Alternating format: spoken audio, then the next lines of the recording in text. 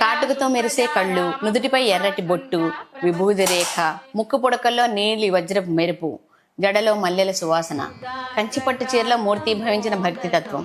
అలా వేదికపై కనిపించిన క్షణమే సంగీతం కూడా ఒక ప్రార్థనగా మారిపోతుంది. ఆ రూపమే భారత సంగీత ప్రపంచానికి చిరస్థాయిగా నిలిచిపోయిన మహాగాయని మధురై షణ్ముఖవడు సుబ్బులక్ష్మి.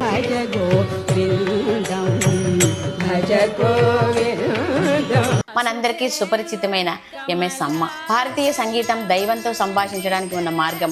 నేను ఏదైనా సాధించి ఉంటే అది దేవుని కృప వల్లే అని చెప్పిన ఆమె జీవితం నిజంగానే సంగీత యజ్ఞం. తమిళనాడులోని మధురైలో జన్మించిన ఎంఎస్ సుబ్బులక్ష్మి చిన్నప్పటి నుంచి అసాధారణ ప్రతిభ కనబరిచేవారు. ఆమె తల్లి షణ్ముఖవడువు అమ్మాళ్ వీణా విదుషి. అలా సంగీతం అలవోకగా అబ్బింది. భారతరత్న అందుకున్న తొలి సంగీత విదుషి, రామన్ మెగసెసే అవార్డు సాధించిన తొలి భారతీయ సంగీతకారిణి, 1966లో ఐక్యరాజ్య సమితి వేదికపై గానం చేసిన తొలి భారతీయ గాయని. అలా ఎన్నో తొలి గౌరవాలు ఆమె పేరు మీద నిలిచిపోయాయి. అయితే ఈరోజు చెప్పుకోబోయేది అంతగా ఎవరికీ తెలియని ఎంఎస్ బ్లూ అనే రంగు గురించి. ఒక చీర రంగు ఎలా చరిత్ర సృష్టించింది అనే విషయం గురించి.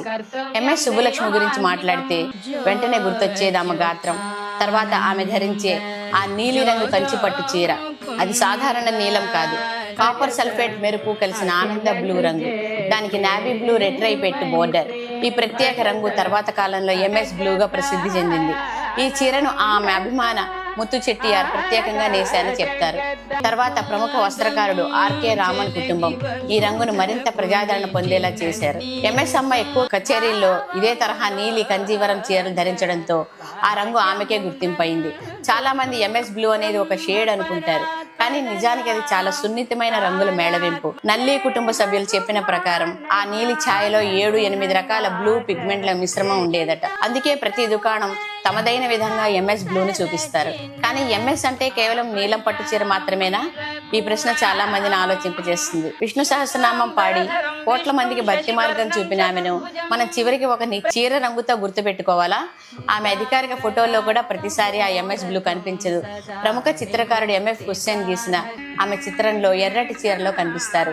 కానీ ఏ రంగు చీర కట్టినా ఆమె ముఖంలోని ప్రశాంతత, జడలో మల్లెలు, ముక్కు పొడకల మెరుపు, ఆ భక్తిభావం మాత్రం మారదు. నిజానికి ఎంఎస్ బ్లూ అనేది కేవలం ఒక రంగు కాదు, అది ఆమె వ్యక్తిత్వానికి ప్రతిబింబం.